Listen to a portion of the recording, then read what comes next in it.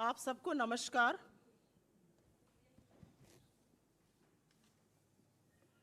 आज आप लोगों ने भी पढ़ा होगा, बड़ा खुलासा हुआ और दिल्ली पुलिस ने अपनी चार्जशीट में 6 खिलाड़ियों और 9 अन्य लोगों की गवाही और साक्ष्यों के आधार पर चार्जशीट में भाजपा सांसद और कुश्ती संघ के अध्यक्ष बृजभूषण सिंह पर यौन उत्पीड़न का, स्टॉकिंग मतलब पीछा करने का, इंटिमिडेशन मतलब धमकाने और डराने का गंभीर आरोप तो लगाया ही है, साथ ही मुकदमा चलाने और दंडित करने की आवश्यक कार्रवाई कराने का कोर्ट से आह्वान किया है।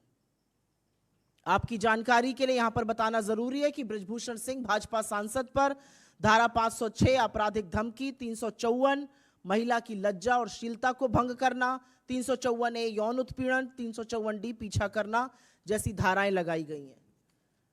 पुलिस ने अपनी चार्जशीट में बृजभूषण सिंह को कोर्ट बुलाकर ट्रायल शुरू करने और विटनेसेस जो इसमें मेंशन्ड है उनको बुलाकर मुकदमा शुरू करने की पैरवी की है। इस चार्जशीट के अनुसार 108 लोगों से बात की पुलिस ने, जिसमें से 15 लोग, जिसमें रेसलर्स हैं, रेफरी हैं, कोचेस हैं, ने गवाही दी और उसमें यौन उत्पीड़न, डराने धमकाने जैसे संगीन आरोप लगाए। लेकिन विडंबना सबसे बड़ी यह है कि दिल्ली पुलिस की चार्जशीट उन्हीं लोगों के बयानों, उन्हीं लोगों की गवाही पर आधारित है जिन्होंने एग्जैक्टली ये सेम आरोप, एग्जैक्टली ये सेम गवाही सरकार द्वारा गठित ओवरसाइट कमेटी के सामने भी लगाई थी। आपकी याद ताजा करने के लिए बता दूं कि जनवरी 2023 में सरकार ने एक 6 सदस्यीय ओवरसाइट कमेटी गठित करी थी, जिसकी अध्यक्षता उत्कृष्ट मुक्केबाज श्रीमती मैरी कॉम ने करी थी। उन्होंने फरवरी के दौरान इन खिलाड़ियों की और अन्य लोगों की बात सुनी, जिस बातचीत के दौरान ये गंभीर आरोप लगाए गए। लेकिन अप्रैल 2023 में जब इस ओवरसाइट कमेटी ने स्पोर्ट्स मंत्रालय में अपनी रिपोर्ट प्रस्तुत करी, रिपोर्ट पेश करी, सबमिट करी, तो उसमें उन्होंने बृजभूषण सिंह के खिलाफ उठे आरोपों पर मानो आंख मूंद ली, एक आपत्ति नहीं जताई और पुलिस कार्रवाई तक की कोई मांग नहीं की। और जैसा कि सर्वविदित है, कोई कार्रवाई ना होने पर, ओवरसाइट समिति से पूरी तरह से विश्वास हिल जाने पर खिलाड़ी साक्षी मलिक, विनेश फोगट, संगीता फोगट, बजरंग पुनिया जैसे खिलाड़ी वापस जंतर मंतर पर आकर मजबूर हुए कि वो फिर से प्रदर्शन करें अपनी जायज मांगों को लेकर। और उस दौरान उनको गालियां दी गई, उनके साथ हाथापाई की गई, उनको सड़कों पे घसीटा गया, उनके सीनों को रौंदा गया। और यहां तक कि जब उन्होंने थक हार कर अपने मेडल गंगा में बहाने की बात करी तो इस सरकार ने अपील नहीं करी कि ऐसा ना किया जाए। पर क्या अब चार्जशीट में संगीन आरोप आने के बाद, साक्ष्यों के आधार पर बनी इस चार्जशीट के बाद भी सरकार मौन रहेगी? क्या अभी भी प्रधानमंत्री कुछ नहीं बोलेंगे? क्या अभी भी महिला बाल विकास मंत्री स्मृति ईरानी अपना मुंह तभी खोलेंगी जब राहुल गांधी के खिलाफ विश्व गणना रहेगा? क्या खेल मंत्री अनुराग गोली मारो ठाकुर तभी नारे लगाएंगे जब दिल्ली में दंगे कराए जाएंगे? इस चार्जशीट पर कोई कुछ नहीं बोलेगा। क्या अभी भी संरक्षण बृजभूषण शरण सिंह को दिया जाता रहेगा? क्योंकि असलियत यह है कि अगर जरा सा भी नैतिकता, रत्ती भर नैतिकता इस सरकार में, इस देश के प्रधानमंत्री में, इस देश के गृह मंत्री में, भाजपा के अध्यक्ष में होती तो संरक्षण बेटियों को मिलता, बेटियों के खिलाफ अपराध करने वाले आरोपी को नहीं। लेकिन यह देश भी देख रहा है और यह देश देख रहा है कि कैसे लगातार, नॉट वंस नॉट ट्वाइस, एक बार नहीं, 2 बार नहीं, लगातार भारतीय जनता पार्टी नेताओं, सरकार और प्रधानमंत्री का संरक्षण आरोपी को मिलता है इस देश की बेटियों के विरुद्ध। तो इस मंच से हमारे प्रधानमंत्री से बहुत ही चंद कुछ सवाल हैं। हमारा पहला सवाल तो वही है जो यह सवाल पूरा देश सोच रहा है। महिला खिलाड़ियों के खिलाफ यौन शोषण के मामले पर प्रधानमंत्री चुप क्यों हैं? उन बेटियों के मामले पर जिनको उन्होंने अपने घर की बेटी कहा, उन खिलाड़ियों के मामले पर जिनके साथ उन्होंने फोटो खिंचवाने में मिनट भर भी देरी नहीं करी। प्रधानमंत्री इस पर मौन क्यों है? प्रधानमंत्री अपने चहेते सांसद ब्रजभूषण सिंह को पार्टी से कब निकाल फेंकेंगे? यह सवाल आज देश पूछ रहा है। आज देश पूछ रहा है कि भाजपा सांसद और कुश्ती संघ के जो अध्यक्ष हैं ब्रजभूषण सिंह, उनकी गिरफ्तारी कब होगी? क्यों इतनी छूट मिली हुई है उनको?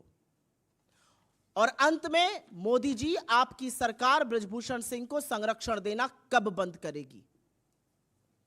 बिकॉज यहां पर वस्तुतः स्थिति यह है कि यहां पर देश का विपक्ष आपसे सवाल नहीं पूछ रहा है। आपका टेस्ट, आपका परीक्षण इस समय देश की बेटियां करना चाहती हैं।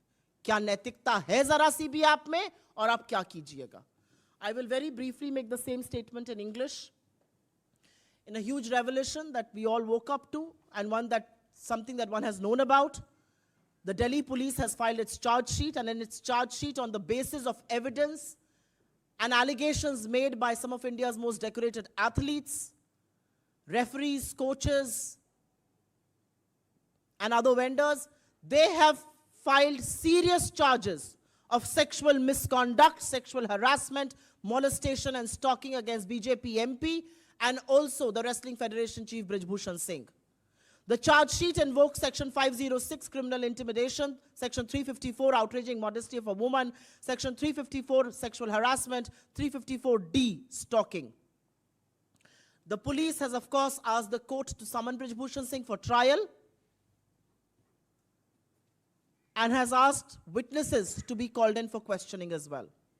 According to this charge sheet, 108 people were investigated and questioned, 15 of whom, which includes India's most decorated athletes, referees, coaches, all corroborated the allegations that were made. It is, however, indeed very, very ironical that the charge sheet is based on exactly the same allegations that were raised before the oversight committee set up by the government. If you remember, in January 2023, the government set up a 6-member oversight committee headed by Mary Com. In February, players, athletes, coaches, referees were summoned by this committee. They made allegations of sexual exploitation, sexual harassment against the Wrestling Federation chief, against the BJP MP. But in April 2023, when the Oversight Committee submitted its report, it may have raised questions on the functioning of the federation, but kept absolutely quiet on allegations of sexual misconduct, sexual exploitation, did not raise any red flags, and did not even recommend a police probe. And what followed, I think one knows. It was in April 2023, after the Oversight Committee had no faith in the Oversight Committee. They had no faith of an investigation. India's most decorated athletes returned to Jantar Mantar to carry on with their protest, asking for their rights, speaking against exploitation. And during this time, they were mercilessly beaten up, they were dragged, they were hurled abuses at, and when they decided to drown their medals in the river, the government did not even choose to make an appeal to them. And which is why I think the most important factors that come to question today is, will the government continue to remain quiet? Will the Women and Child Development Minister Smriti Irani only speak when she's spewing venom against Rahul Gandhi? Will she turn a blind eye to very grave charges being made in this charge sheet? Will Sports Minister Anurag Golimaro Thakur come out in the open and say a word of solidarity with the athletes? I also think the moral bankruptcy of this government, of the Prime Minister, of the Home Minister, of the BJP, its Chief JP Nadda, is on test. Will Brajbhushan Singh continue to be the Member of Parliament for the BJP? And will the BJP not once, not twice, but repeatedly continue to offer political patronage, protection, and support to the perpetrator of the crime here and not the women? And from this platform, we are only asking 4 questions of the Prime Minister. Why is Prime Minister Modi conspicuously silent on charges of sexual exploitation against one of his own members of parliament being labeled by decorated athletes who he called his own? When will the Prime Minister and the BJP President throw Brajbhushan Sharan Singh out of the Bharatiya Janata Party? When will the MP and the Wrestling Federation chief be arrested? And when will your government, Mr. Prime Minister, stop giving political patronage to perpetrators of crime against women? You and your government are on test here. Not by India's opposition, but India's daughters. And you will have to respond. We will take suo motu questions first, please.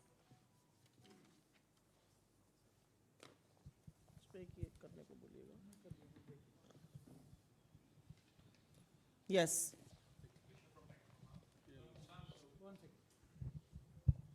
When it comes to Brijbhushan Saran, he has been making this statement, and he has made the same statement times now also, that let the trial happen, the court will decide, I have done nothing wrong. And this has been his repeated statement again and again whenever we have interviewed him at various places, even when we questioned him on these charge sheet as well.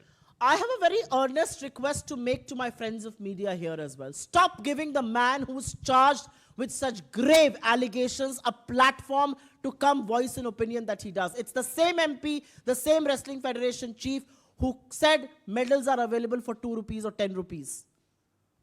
Who said all these girls are lying. Who said they are overage. So stop giving him a platform to come exploit that platform and put a story that's completely fictitious. The Delhi police charge sheet bears semblance to the fact that India's athletes have been saying for months and have suffered in silence. That's the reality of this. Yes, there will be a trial. Yes, there is corroborating evidence. Yes, the law will take its own course. But governments in this country are run on moral compass. And this case once again proves that the moral compass in the BJP is completely lost and nobody cares about what is happening to India's daughters. I will respond. आपका सवाल का जवाब मैं हिंदी में जरूर दूंगी. ब्रिजभूषण शरण सिंह कभी एक टीवी चैनल पर, कभी दूसरे टीवी चैनल पर कूद कर अपनी बात करते हैं. उनको प्लेटफॉर्म देना बंद कर दीजिए. वो आरोपी हैं और बहुत संगीन आरोपों से घिरे हुए हैं. आरोप सेक्सुअल मिसकॉन्डक्ट के हैं, यौन उत्पीड़न के आरोप हैं, और ये आरोप इस देश की सबसे होनहार बेटियों ने लगाए हैं. ये वही ब्रिजभूषण शरण सिंह है जो कहते थे मेडल जो है वो टके के दाम बिक रहे हैं, लड़कियां खेलना नहीं चाहती हैं, लड़कियां बुढ़ी हो गई हैं. ये वही ब्रिजभूषण शरण सिंह है. इनको प्लेटफॉर्म देना बंद कीजिए. और सबसे जरूरी बात यहां पर यह है कि बिल्कुल ट्रायल होगा, मुकदमा चलेगा, मुकदमे में जो एविडेंस है वो पेश होगी, जो एथलीट्स हैं वो अपनी बात रखेंगे, सारे साक्ष्य सामने आएंगे. लेकिन एक सच ये भी है कि सरकारें नैतिकता और मर्यादा से चलती हैं. और जब भाजपा का एक सांसद इतने संगीन आरोपों से घिरा हुआ है, उसको संसद में बैठने की अनुमति नहीं होनी चाहिए. और यहां पर मर्यादा और नैतिकता का दोबारा से टेस्ट है प्रधानमंत्री मोदी का, भारतीय जनता पार्टी का और उनकी सरकार का. जी आपको क्या लगता है इतना प्रेशर रहा, खिलाड़ी भी बैठे जंतर मंतर पर, विपक्ष ने भी ये मसला लगातार उठाया, लेकिन उसके बावजूद कोई कार्रवाई आपको क्यों लगता है नहीं हुई है? मैं पूर्वी उत्तर प्रदेश से आती हूं और मैं जानती हूं कि इस मसले ने वहां पर भी लोगों को उद्वेलित किया हुआ है. मुझे इसके सिर्फ 2 कारण समझ में आते हैं.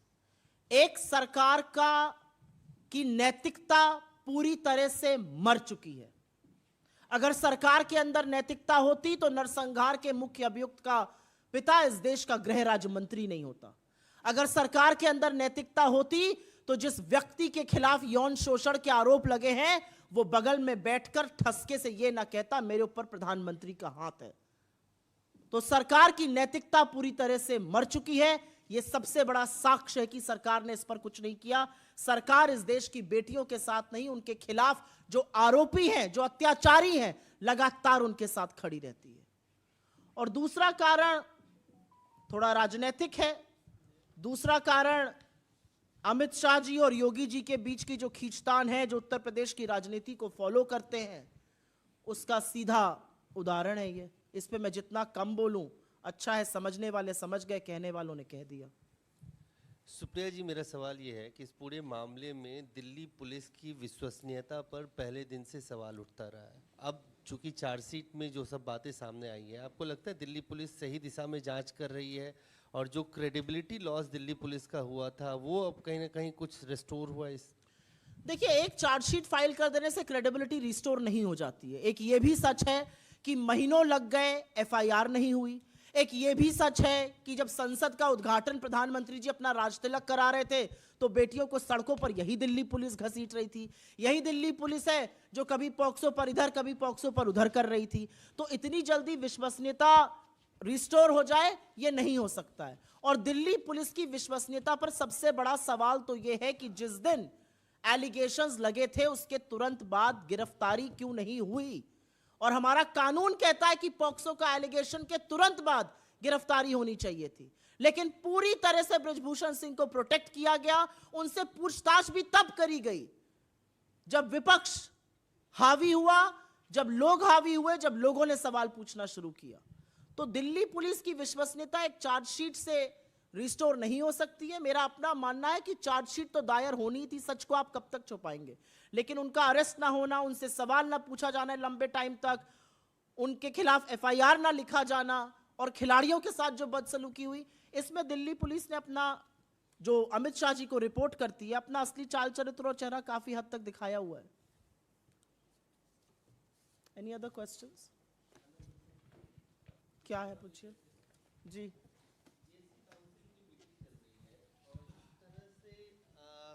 जीएसटी को पीएमएलए के दायरे में लाया गया है, उसको लेकर कांग्रेस पार्टी का क्या स्टैंड है?